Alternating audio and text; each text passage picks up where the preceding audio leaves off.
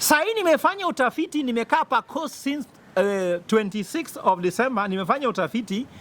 Kuna 437 civil society and human rights organizations in Coast Province alone, out of the 6 counties, ambayo iko na 120 wards. Na wacha nikwambie, hakuna kitu wanafanya.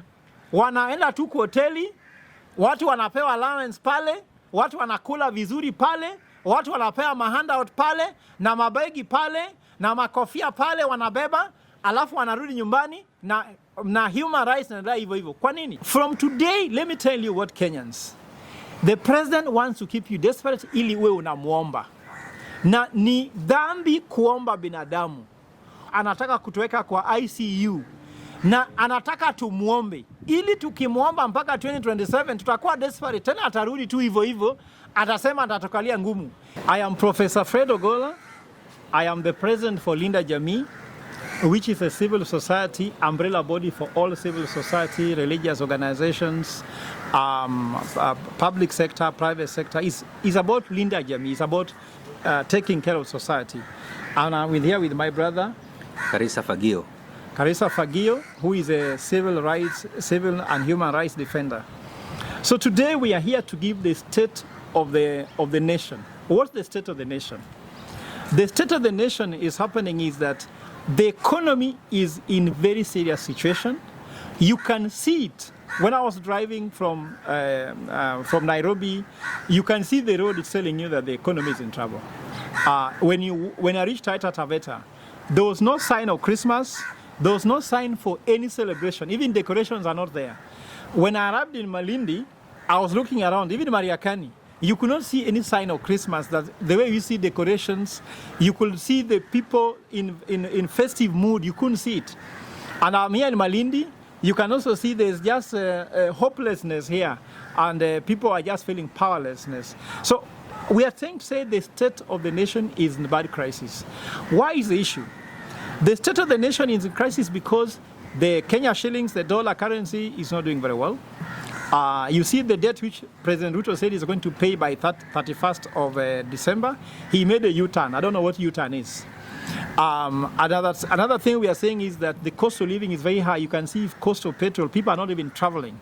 And it's increasing a lot of cost of doing business. The country do not have a fiscal policy because they came with this thing called bottom-up economic model. It's not working, and it can't work, and it will never work.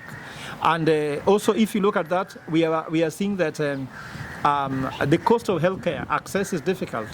The education sector is in trouble. So basically, let me summarize by saying there is no good fiscal policy to turn around the economy. It's based on the wrong economic model. Also, we have no good education policy because you can see now KCSE result release has been delayed for some reasons that only the heavens knows why. KCP results were released and there was a lot of dysfunctional there. Wrong results were given to wrong people. Even allocating children to school. There's a child I know who was allocated to a special needs school who has no special needs.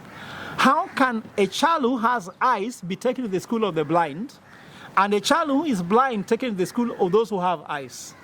I don't understand that simple logic that is. So education policy is trouble. Health policy. You see, for example, changing NHIF to something called Social Health Insurance Fund.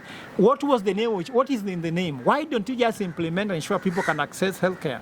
We want to ask the president that if healthcare was to be taken seriously, people should have universal health coverage. If you go to education policy, no serious issues. Health, no issues. Foreign policy, the president can travel anywhere, anytime, how he wishes. The auditor's report is very clear that the government of Kenya has overspent a lot of money on foreign travel and also inland travel.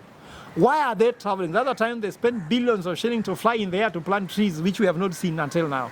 So what we are trying to say is that without a good foreign policy, without a good fiscal policy, without a good agricultural policy, without a good education policy, without any policy whatsoever, we are moving to what is called a failed state, which is called Banana Republic. And why are we going there? We are being taken there deliberately.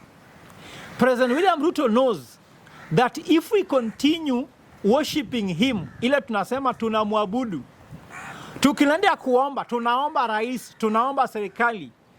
From today, let me tell you what Kenyans. The president wants to keep you desperate ili uwe unamuomba. Na ni dhambi kuomba binadamu. Ukiangalia Ephesians, even actually Philippians chapter 4, 6 to 7, ni ukitegemea binadamu utafail.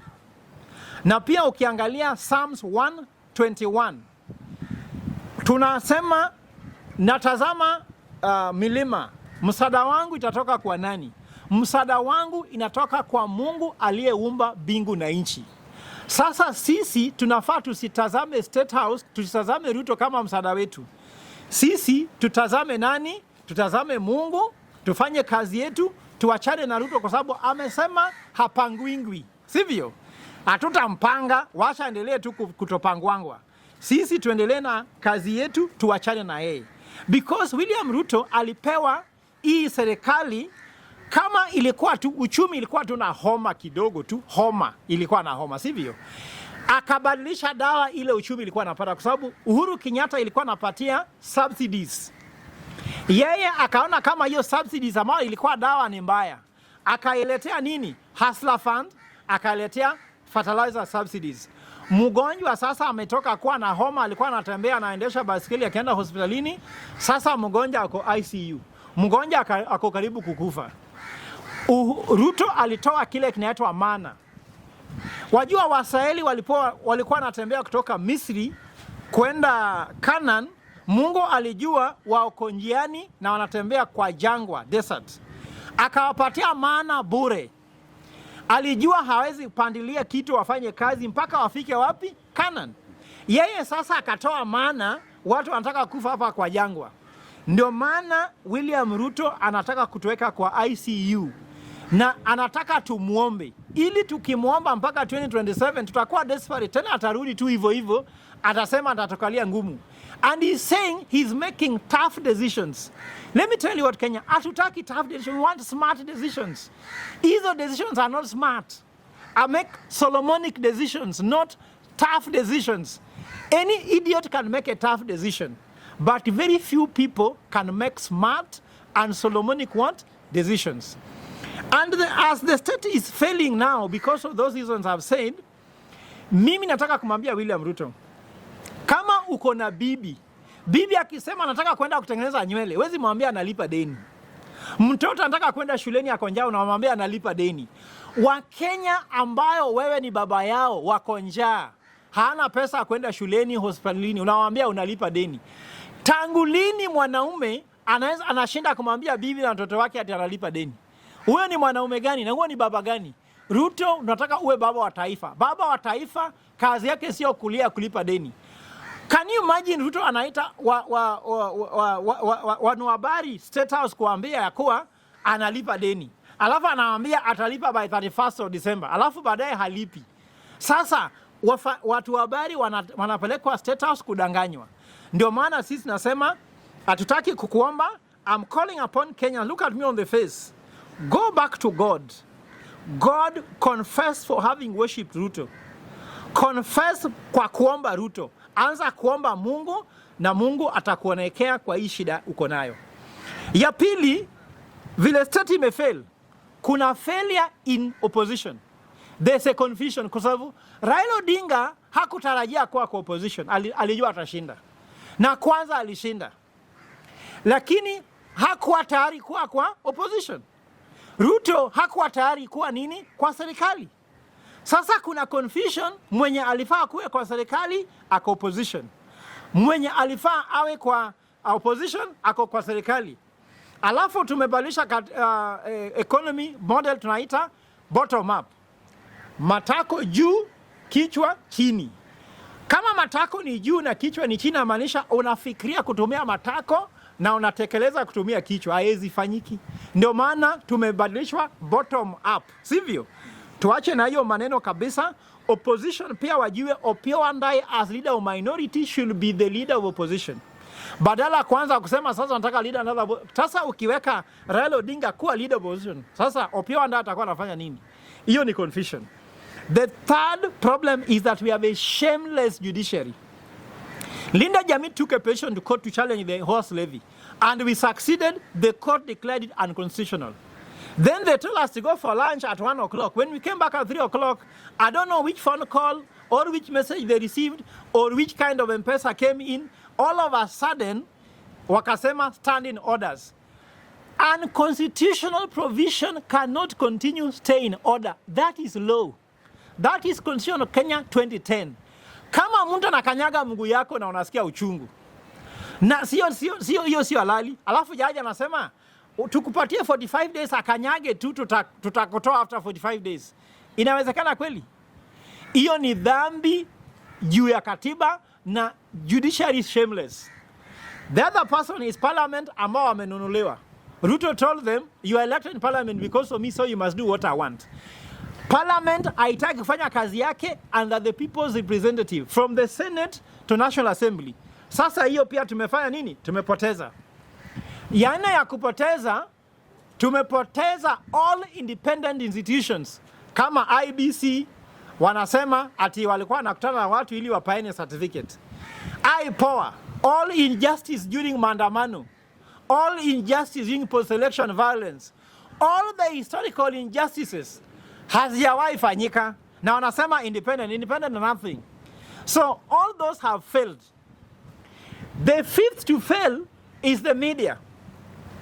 And the media is failing because of government. The media is owed billions of shillings in terms of pending bills, so that they can be so desperate waende State House wasikize uongo.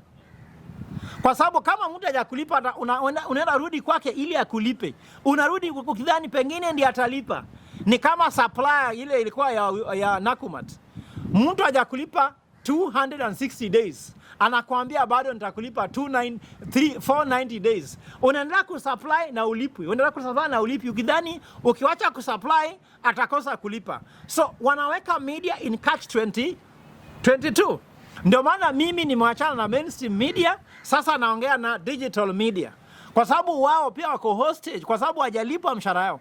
I want to ask the president, I want to ask even the Nairobi county government, these county governments, lipa media so that they can pay their employees. Watu wanapoteza makazi yao in those media houses. Alafu they'll crumble so that democracy dies. Remember, democracy dies in darkness. When the media has been switched off, democracy does what? Dies. Kwa sababu media is the fourth estate. The first estate is the government. The second estate is the private sector. The third estate is the civil society and NGOs.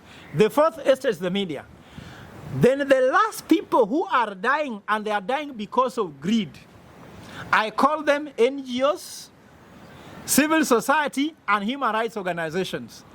Can you imagine that when Moi was president, when there was a lot of oppression in this country, there were about 20 civil societies and human rights organizations in Kenya, and they were mostly trade unions, only 20 countrywide. Sahi nimefanya utafiti, nimekaa pa course since 26th of December, nimefanya utafiti, kuna 437 civil society and human rights organizations in Coast Province alone, out of the 6 counties, ambayo iko na 120 wards. Na wacha nikwambie, hakuna kitu wanafanya.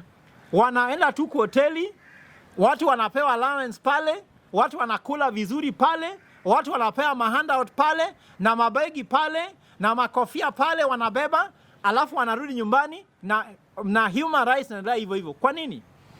Coast Province iko na historical injustices. Niambie moja wametatua. Shamba, basic rights. Watu wa Coast hawana haki ya kimiliki ya shamba mpaka sasa hii. Hizo human rights organizations, NGOs, civil society wanafanya nini? They are scams, they are greedy because wanalipwa. Wao kwa sababu unaona ile koti ilisaidia sijui walikuwa na kampeni Azimio wakaanguka, sasa wameingia tena Kenya Kwanza. Sasa kila mtu ni umalaya tu kutoka kwa hii chama kwenda kwa ile chama, hii kikundi, hii vuguvugu. Tunataka civil rights. We want civil rights coming from civil society. Nataka NGOs to come and work for us. Tunataka people to do their work decently. Usiingie ndani ya serikali sasa unasema tuliingia ndani ya serikali. Why should KUTU enter in government? Very few are remaining strong like FKE released a report on job losses without caring about Kenya Kwanza says. Tunataka watu kama hatutaki mambo ya watu wengine wanataka kuingia kwa serikali. Sasa mimi nataka kuambia civil society, human rights organizations, you have failed Kenyans.